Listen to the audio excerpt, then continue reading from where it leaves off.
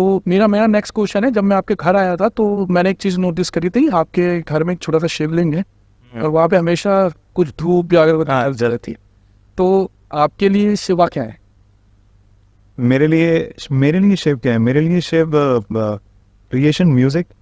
क्योंकि मैंने तांडव बनाते वक्त, मैं अभी भी, आपने क्योंकि जब उनकी बात आपने बोली कि वो इमोशनल हो गए थे वो सुन के, क्योंकि आपने मेंशन करी तो थोड़ा मेरा भी दिल भरा हुआ सुन के। क्योंकि कुछ चीज़ें कैसी होती है सर, जब आप बनाना स्टार्ट करते हो, स्पेशली तांडव जैसी चीज़ें, एक तो भगवान शिव पे ही पूरा समर्पित है वो सारी चीज़ें। तो हम जब बैठे थे बनाने के लिए तो हमको फील हो रहा था, वो एनर्जी एक होती है, आपको फील होता है आपके अराउंड एक पता नहीं, मैं उसको एक टर्म नहीं दे सकते हम। कुछ चीज़ें ऐसी होती है जिसको एक शब्द नहीं दिया जा सकता है, हाँ एक्सपीरियंस है।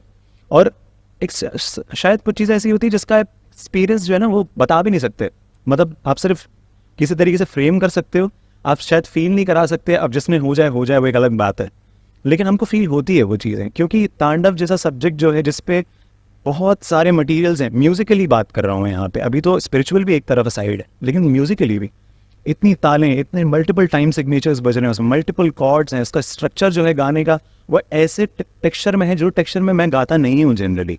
मेरी आवाज़ और जो मेरा जॉनर है गाने का यूजुअली गज़ल है और उस तरीके के जॉनर्स में गाता हूँ। लेकिन ये सारी चीज़ें जब हम अटेम्प्ट कर रहे हैं तो वो विद इन 1 और 2 अटेम्प्ट्स ख़त्म हो रही हैं। क्यों, कैसे?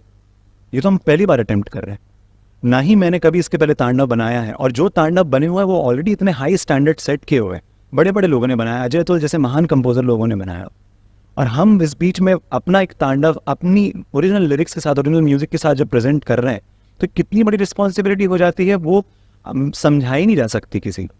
लेकिन कुछ चीज़ें हैं जो नेचुरली हो जाती हैं। तो जब आपने पूछा कि शिवा मेरे लिए क्या है, तो मैंने रिसेंटली एक्सपीरियंस, जो मेरा एक्सपीरियंस है उसके बेसिस पर मैं बता रहा हूँ आपको कि अब से लेके ज़िंदगी के हर आखिरी सांस तक जो भी मेरे से हो रहा है, जो भी बन रहा है, शिवा है। क्योंकि जो बन रहा है वो उन्हीं की कृपा से बन रहा है। क्योंकि मैं तो ऑनेस्टली बता रहा हूँ आपको, क्योंकि मैंने 1% क्रेडिट में नहीं लेता तांडव के बनने का। चाहे तांडव हो, चाहे वो आपका काल भैरव अष्टकम हो, जिसके बारे में आपने अभी जिक्र किया कि आप रोज़ सुनते हैं उस पर, 1% नहीं सर। उसमें कुछ हुक्स है जो अभी मैं रिवील नहीं कर सकता, जो आप लोगों ने सुने हुए। हम ये कोई चीज़ प्लान थोड़ी करता है, या कोई हम क्यू शीट थोड़ी बनाएंगे बैठ के, स्टाफ नोटेशंस थोड़ी लिखेंगे इन सब चीज़ों के। है ये प्रोसेस जो आपको मैं पता नहीं कैसे बता सकूँ, हम 24 घंटे कैमरा भी नहीं लगा सकते थे, लेकिन वो प्रोसेस मैं और अर्जित ही जान सकते हैं। कुछ चीज़ें ऐसी होती है जब हम प्लान अप करते हैं तो हम उसके पूरे नोटेशंस बनाते हैं, कॉर्ड चार्ट बनाते हैं, पूरी चीज़ें प्रिपेयर करते हैं कि ऐसे स्टार्ट होगा, ऐसे खत्म होगा, इसमें ऐसा M1 आएगा, इसमें ऐसा M2 आएगा, M1 M2 मतलब म्यूजिक 1 म्यूजिक 2 ऐसे ऐसे आएगा। ये सब चीज़ें, कुछ चीज़ें प्लान होती है, लेकिन कुछ चीज़ें जो होती है वो हम बैठे हो बन जाती है, और बस बन ही जाती हैं। और मैं आपको एक और चीज़ बताता हूँ, तवई का ये जो तांडव जब रिलीज़ होगा उसमें एक हुक आता है, again not revealing the entire part, जब वो हुक आप सुनेंगे, जब वो रिलीज़ होगा गाना, तो वो बहुत गलती से बजा था, ऑनेस्टली बता रहा हूँ मैं आपको। और वो मिस्टेकन टेक है, जो मैंने कीबोर्ड पे प्ले किया है वो मिस्टेक से बजा है, और वो मिस्टेक से उसमें जो गमक आई है वो मिस्टेक से आई है। कीबोर्ड में आप गमक नहीं ला सकते, लेकिन वो समहाउ आ गई, वो मिस्टेक से आई है, और वो फाइनल टेक रिकॉर्डेड है। ऐसा है वो। तो ये कौन करता है? कई बार हम लोग ऐसा होता है, हम लोग कई चीज़ें बहुत अच्छी बच जाती है पर उसको रिकॉर्ड करना भूल जाते हैं, तो अब दोबारा बजाते वैसी की वैसी बच जाती हैं। लेकिन ये एक मिस्टेकन टेक था जो गलती से रिकॉर्ड हो गया था, क्योंकि कीबोर्ड और मेरा जो कंप्यूटर का जो कीबोर्ड होता है, अपना जो बजाने वाला कीबोर्ड होता है, वो पास वो गलती से बटन दब गई थी रिकॉर्ड की, तो वो रिकॉर्ड हो गया वो।